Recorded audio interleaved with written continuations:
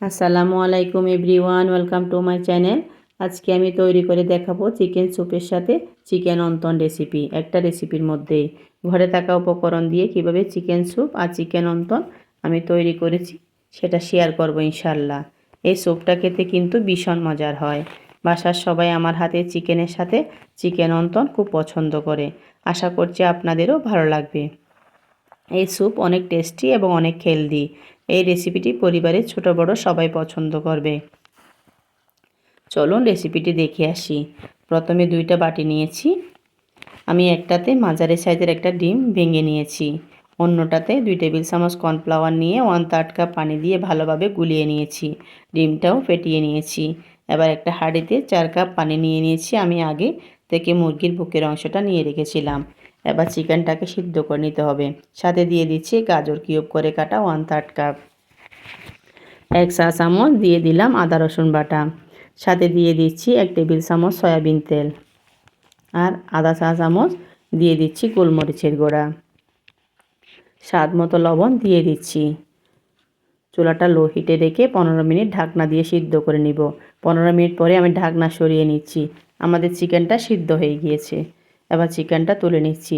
চিকেনটা 2টা কাটা চা চামচ দিয়ে ছোটো টুকরো করে এভাবে ছিঁড়ে নিচ্ছি। এবার এর মধ্যে দিয়ে দিচ্ছি 2 চামচ লাইট সয়া সস। এবার দিয়ে দিচ্ছি 2 চামচ টমেটো সস। লবণটা চেক করে আর একটু দিয়ে দিলাম। সব কিছু আবারও নেড়ে একসাথে মিশিয়ে নিচ্ছি। আমরা যে কর্নফ্লাওয়ারটা পানি দিয়ে গুলিয়ে রেখেছিলাম সেটা দিয়ে দিতে হবে। সেটা দেওয়ার সময় আস্তে আস্তে এভাবে মিশিয়ে নিচ্ছি। ফেটিয়ে রাখা ডিমটাও স্প্যাচুলা দিয়ে মিশিয়ে নিব। ডিমটা দেওয়ার পর আস্তে আস্তে কাটা টমেটো দিয়ে দিব। এবার দিয়ে দিচ্ছি থাই স্যুপ পাতা। দিয়ে দিচ্ছি কুচি করা কাঁচামরিচ।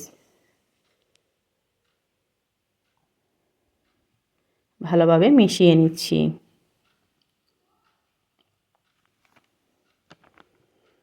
একটা চামচ দিয়ে নেড়ে দেখিয়ে দিচ্ছি স্যুপের ঘনত্বটা কেমন হয়েছে। স্যুপ একদম রেডি হয়ে গিয়েছে।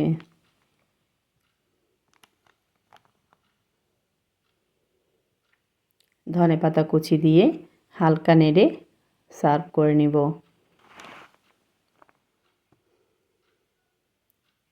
প্যানে তেল গরম করে অফ ক্যামেরায় চিকেন অন্তন বানিয়ে নিয়েছিলাম, সেটা একটু ভেজে নেব।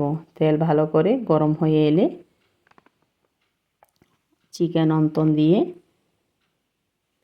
এপিট ওপিট ভেজে প্লেটে উঠিয়ে নিচ্ছি।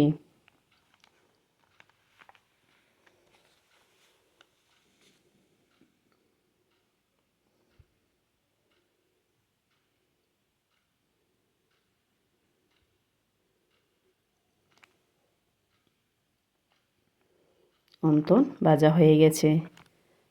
এবার স্যুপ বাটিতে ঢেলে ইচ্ছে মতো পরিবেশন করে নিব।